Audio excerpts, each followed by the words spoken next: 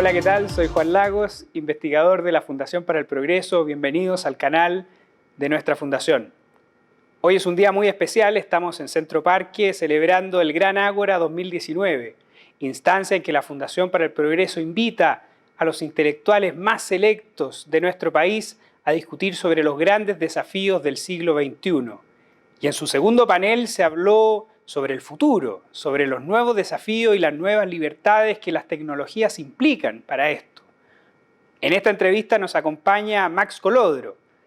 Max Colodro es sociólogo, doctor en filosofía y profesor en la Universidad Adolfo Ibáñez. Muchas gracias, Max, Muchas gracias por acompañarnos. por la invitación. Si las tecnologías ahora son tan relevantes, deberíamos preguntarnos si son tan relevantes como para sacrificar ese bien tan preciado para la condición humana que es la libertad. ¿Qué opinas, Max? A ver, yo respondo que sí son muy relevantes, que el mundo y el cambio tecnológico que estamos viviendo es un mundo radicalmente distinto al mundo de hace 50, 100 o 200 años atrás. La ciencia y la técnica son, sin ninguna duda, los grandes vectores de la transformación que está viviendo la humanidad en el actual ciclo civilizatorio, por decirlo de alguna manera. Y estamos aprendiendo a vivir relacionándolos con la ciencia, con el conocimiento, con la información sobre todo, y con la tecnología todos los días. La tecnología cambia nuestras vidas, nuestra cotidianidad, nuestra manera de relacionarnos con los otros, de trabajar. Estamos viendo lo que significa solamente el desafío de la automatización en el mundo del trabajo, lo que va a implicar en los próximos años también la amenaza de la robótica para determinados trabajos clásicos, tradicionales. Yo creo que el mundo está teniendo que hacer una apuesta, un esfuerzo de adaptación a los cambios científico-tecnológicos y a mi juicio, sin ninguna duda, esa adaptación, ese tener que aprender a vivir con la técnica y en algunos casos eventualmente incluso aprender a vivir de la técnica, de lo que la técnica genera y de lo que la técnica hace posible, es, a mi juicio, el principal desafío que tiene el hombre precisamente en este siglo XXI. Pero si nos damos cuenta, también la ciencia y la técnica ya ha tenido una capacidad o una potencia destructiva de la libertad humana hace mucho tiempo atrás. ¿Qué es lo que hace ahora la diferencia? ¿Es tanto el avance o también hay un elemento de la condición humana que ha cambiado en ese sentido? Yo creo que hay un elemento de la condición humana que ha cambiado en la medida en que la tecnología y el desarrollo de la ciencia y del conocimiento también le impone exigencias nuevas. Y yo creo que sin duda el individuo, que es de algún modo el espacio donde habita el ser humano, cada uno habita un espacio individual, propio, íntimo, un cuerpo, una mente, una conciencia.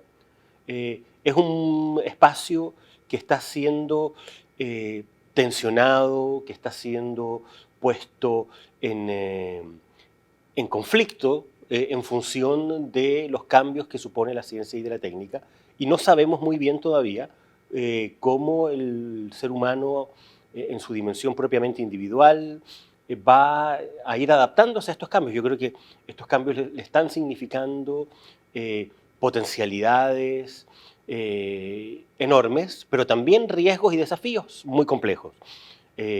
Una de las grandes paradojas del mundo actual es que nunca antes habíamos estado tan comunicados, tan conectados a través de la tecnología.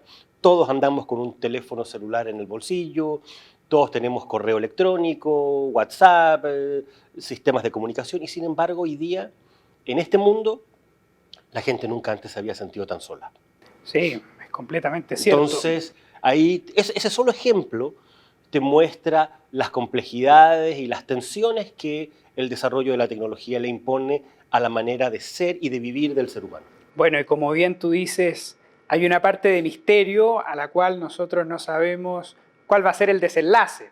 Sabemos cuáles son ciertas opciones que pueden pasar. Pero te quiero llevar justo a un punto que es una brecha entre algo muy presente, pero que tiene que ver mucho con el futuro. Se trata de la cuarta revolución industrial. Se ha usado mucho la metáfora de subirse al carro de la cuarta revolución industrial. Y quiero aprovecharte a ti como un agudo observador de la realidad nacional, si si se puede cumplir eso, si Chile está en condiciones para subirse en el carro de la cuarta revolución industrial. Yo veo que estamos todavía muy lejos, lamentablemente. Chile es un país donde se invierte apenas el 0,3% del Producto Interno en ciencia, en innovación, en desarrollo tecnológico, y no existe ningún caso en el mundo de un país que invierta tan poco en desarrollo científico y tecnológico que haya cruzado el umbral de la cuarta revolución industrial. Así de simple. O sea, si uno mira al menos la experiencia comparada, estamos todavía lejísimos.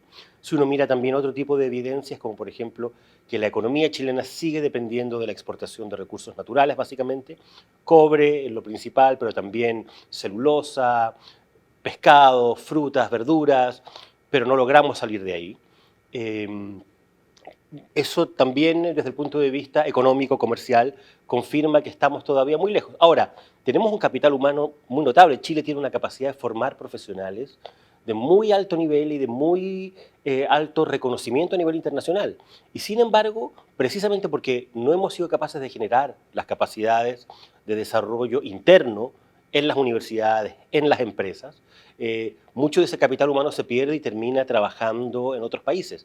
Es decir, yo creo que Chile requiere la única manera en que se hace posible acercarnos a la cuarta revolución industrial es que haya unas políticas públicas que planifiquen cambios en nuestra estructura económica, en nuestra estructura productiva, en nuestras universidades, en la relación entre las universidades, el sector privado y el Estado, en función de resultados que no van a ser el próximo año ni en 5 años más. Los países que han hecho este proceso confirman que esto demora décadas, probablemente ahora un poco menos que antes, pero sin embargo requiere de un trabajo sistemático y de muy largo plazo para poder efectivamente acercarse a esos países que lamentablemente hoy día para nosotros están cada vez más lejos y no cada vez más cerca. Bueno, si te das cuenta, justo hablando de las universidades, vemos cómo buscamos proyectarnos hacia el futuro cometiendo muchas veces errores de los 50, de los 60.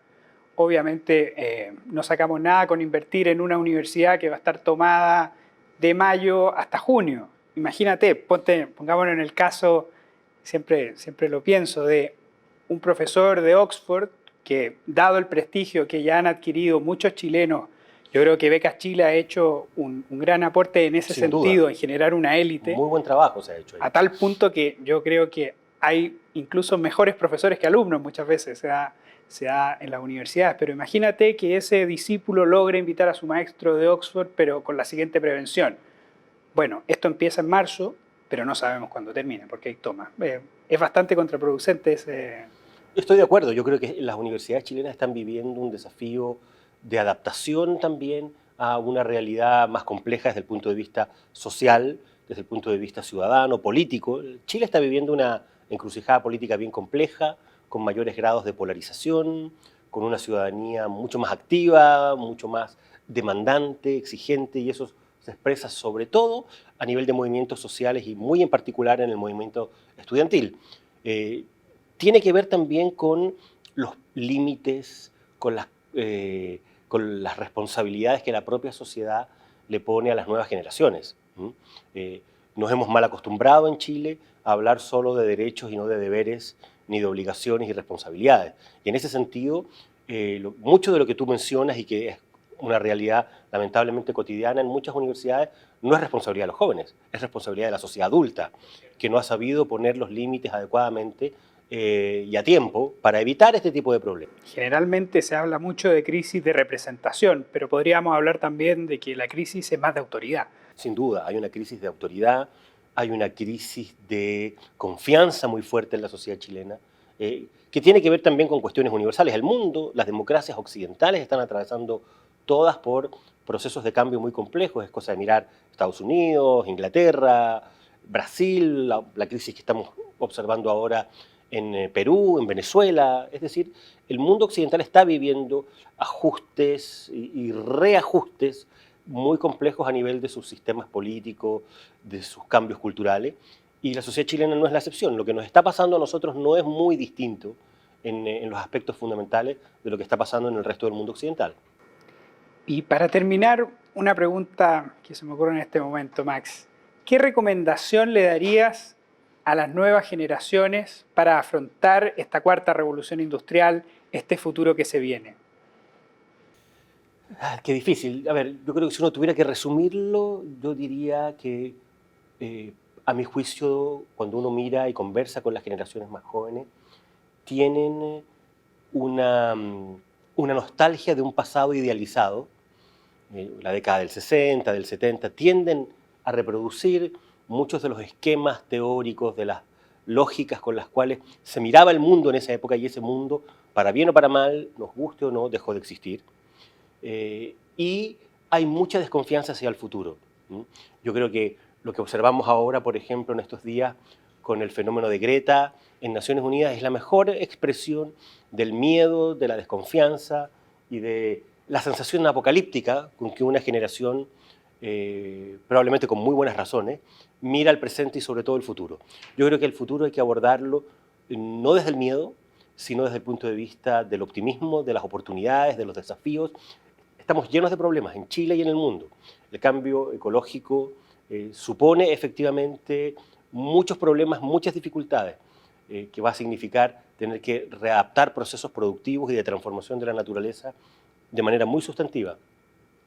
Pero yo creo que esos problemas están muy lejos de tener a la humanidad al borde del precipicio. No estamos al borde del precipicio. Y en la medida en que seamos capaces de encararlos con responsabilidad, desde la lógica de los deberes, del qué hacer y no solo del exigirle al otro que haga cosas. Yo creo que eso es una muy buena primera recomendación para los jóvenes. Hay que empezar a mirar al mundo no desde la lógica de lo que los otros deben hacer, sino desde la lógica de lo que yo debo hacer. Yo cuando veo este mundo de los derechos y de los derechos y de los derechos y de solo exigir derechos, me acuerdo de esa frase famosa de John Kennedy en que decía: no te preguntes qué es lo que tu país puede hacer por ti, sino que pregúntate qué es lo que tú puedes hacer por tu país. Y yo creo que eso vale también para qué puedes hacer tú por el mundo, qué puedes hacer tú por la naturaleza. Vimos una marcha impresionante el día viernes de jóvenes que salen a marchar por la ecología, por el cuidado, por la protección del medio ambiente. Esa marcha dejó toneladas de basura en la Alameda. Sí, claro, como todas las marchas. Bueno, Max, te agradezco un montón. Y bueno, esto ha sido la entrevista de esta Gran Ágora, así como todas las entrevistas y el Gran Ágora también lo pueden ver en nuestro canal de YouTube. Los invito a permanecer en el canal de la Fundación para el Progreso. Será hasta otro video. Hasta luego.